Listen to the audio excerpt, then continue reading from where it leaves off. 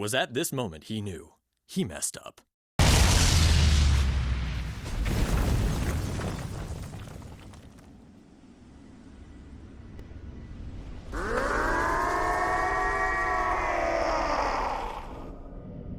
What is up, challengers? This is your host, Insane Ryusuke, back in the AM with another video. Hope you enjoyed that mini intro of that Attack on Titan I just did. That's exactly how I feel about 139. But again, as a whole series, it's still a great series. Just some things that happen in 139 kind of contradict a lot of stuff. So we're gonna talk about it right now. This is my 139 chapter review. Again, spoiler warning. If you have not read it, please go read it. It's good, but it's not great. It's like I can't even really say it's good. It's an okay ending, but it could have been better. And I'm not talking about everything that's like I'm disappointed with, but it's more of how things were just left unsaid. It was too many things left unsaid. A lot of things can be left unsaid, I get that, but so much stuff was left unsaid, and it's so much up to interpretation. It doesn't make it good. But here we go. We're gonna go ahead. I'm gonna break it down real quick, and then full disclosure, like I've been following this series for years, like all the way to like first season. So one thing I noticed from doing my research and reviews of looking at everyone else reviews is a lot of fans who just got into the series like, oh, okay, that's a good ending, but a lot of fans who've been in it for so long and have been theorized and had all the theories you've seen that I popped up on the intro. That's where things get a little dicey because I know a lot of fans had their hopes up. Me too. I also had my hopes up, but again, it doesn't justify the ending that we got. But again, here we go. We're gonna look at it. So the first thing you have, you have Armin and Eren talking in the past. Basically Armin is saying, hey, did you really have to beat me up so bad? Eren like, yeah, I'm sorry, I'm just going with the flow. And so as they're talking, he's basically saying this is the Code Geass ending. If you have not seen Code Geass, one of my favorite animes, please go watch it. Very nice. So he's basically saying like, hey, you pulled a Lelouch. And it's like, yeah, I did. So, that's right. I became the bad guy so you guys can look good. And as they're talking, and Armin's like, yeah, sure, man, that's great. Hopefully they won't be able to retaliate so fast. And Aaron's like, oh, that's fine. I just killed 80% of the Earth population, so you got time, man. And that's my first stopping point, is that 80%. Why didn't he go the full 100? Because, well, I'm jumping ahead. We'll get back into it. So, Armin, he's looking pretty distraught. And like, yeah, did you really have to go that far? And Aaron's just like, well, let's just walk while we talk, So he's basically showing Armin, the lava, all the places that they really wanted to go. And so they continue to talk about, hey, let's talk about Ymir, the founder. Okay, so I understand that Ymir, when she first came on the scene, like, she didn't have too many viewpoints, but she is the founder Ymir, the first founded Titan. And so you want to see everything that's in her story. However, the only thing that Eren seems to see from her is that she really loved King Fritz. That's right, she really loved the man who burned down her village, killed her parents, cut her tongue out, and be like, I love you. We're still gonna be together. I, mm, I have my opinions on that, but I don't agree with that. But again, yeah. So, but the biggest thing is, okay, cool, no problem. We got that little bit of Ymir, and when Aaron's still talking as they travel through memories of the past, he's like, yeah, the person that Ymir was waiting to, set her free was Mikasa. And at that point, it was like, wait, what? And my mind literally shifts to, all right, so what are you doing here, Aaron? And so, even Armin's like, okay, so she's waiting for Mikasa. And he's like, why? And Aaron's like, I don't know. I'm like, what? What do you mean you don't know? You already know that time works differently in the past. So it could be like a second outside, but like who knows, 100 years that's in the past. And you telling me you spent all this time knowing the future, and yet you don't know why? Is that only Ymir knows that? And she couldn't tell you why? Maybe, well, maybe she can talk, you know. Oh, from the guy who cut her tongue out who loves her. But anyway, we're going to continue. So, then he explains this is the issue that I have. That knowing the future and the past, he's saying the past is like, the future and the past are all like one, and your head got fuzzy. And then, of course, like if you I have a theory about that, and so if any of you guys want me to go from that, how he could possibly control or like deviate past and future all happen at once, I do have an idea. So just let me know in the comments below if you would want me to do a video like that. But anyway, Bertold was not supposed to die at that moment, and so he guided Dinah Fritz Titan, you know, first Titan in the first episode, to his mother. So there's a lot of controversy on this because technically, he didn't kill his mother, but he didn't stop it either way. He reverted to from Berto couldn't die for everything to be set up for playing for Mikasa to get to this result. So he didn't really finish the thought. Okay, so this is where things gets really kind of character destroying. So now they're looking over the ocean, he's talking, and they're like, oh, well, you know, do you think, you know, Mikasa will forget you and live happily? And Aaron's like, I don't know. This seems like the best answer Eric can give. I don't know. I've been in the past for Lord knows how long, years and years and years, but I don't know the answers that you're asking me, Armin. Anyway, Armin punches him. He's like, you know, don't give me that. You know, you heard the feelings and everything. And this panel right here is, I hear so many controversies on there. It makes and breaks the whole chapter and the series in hand, because now you're seeing Eren showing true emotions, saying like, you know, he don't want her to find someone else. He love Mikasa. He wants her just to think of him. Okay. All right, so now Eren's want to be this you know, lovey-dovey type of guy. I'm like, oh yeah, I love her. But there were maybe one or two hints throughout the series, but that's about it. Everything else, Eren basically treated Mikasa like trash. Similar to King Carl Fritz with Ymir. Maybe that's a similarity that Ymir and Mikasa have. Who knows? But, you know, we're like Eren. I don't know. It's just me literally theorizing. But anyway, Armin accepts, you know, he's like, well, maybe there can be another way. And they're like, no, there's no other way. He's like, nobody's, you know, all the people don't want to die like me, you know. And I'm just like, Armin got burned to death. Eren got thrown into rocks. I mean, there's a lot of people who died pretty worse than you, because the way you died, you got your head cut off and a bad reputation, which we'll get to that later on. Anyway, so then he asked, like, why? Why would you even want to do this, Eren? And again, Eren answered, I don't know why. I just wanted to, at any cost, to just cause the rumbling and make a whole blank slate. Because again, they started with not knowing there was people outside the walls, and there's literally hardly any people outside the walls now, except for that 20%. But we'll get to that. And so, you know, they part ways. He says goodbye. Thank you for being a mass murderer.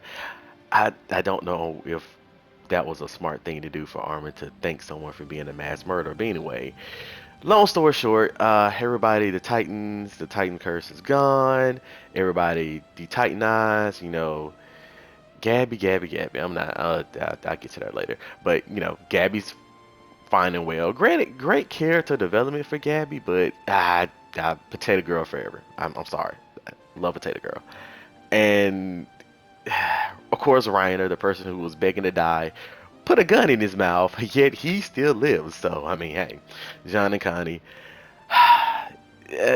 Annie, and again, the power that was told to us, I think, what, in chapter 131, 132, about Annie and her ability to, like, eat other body parts of other Titan shifters and gain their powers. So, technically, like, the name that they gave her with female Titan, I would have just called her like Copy Titan or something like that, because those are more controversial names too.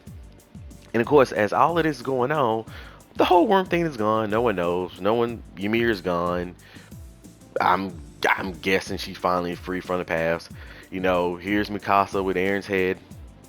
Yeah, that's a thing, a very unique thing. And of course, and guess what? Oh well, I don't want to skip this part because the best part of this whole chapter is Levi, man. Levi, the send off, the whole dedicate your heart. Love that. Now that part was really, really good. Seeing Potato Girl one more time. And like he kept shoving it in our face for years and years and each month and month. Like if you tag it all together, then sure you can feel that. But I mean, come on, Isayama, man. You killed her off for me. Like I don't know how long. I'm like Aaron. I don't know. Oh gosh. Anyway, so yeah, Mikasa just leaves with his head. Armin is doing this whole peaceful talk that gets everybody to just put their guns down, prove that they're not Titans. And then here comes the time skip. That's what I have the issue with. The first half of this chapter was actually pretty decent. It was okay. But when the time skip happened and rose more questions than answers that was actually given, because your mind can go in like 50 different ways when you're thinking about it. And of course, 3 years has passed.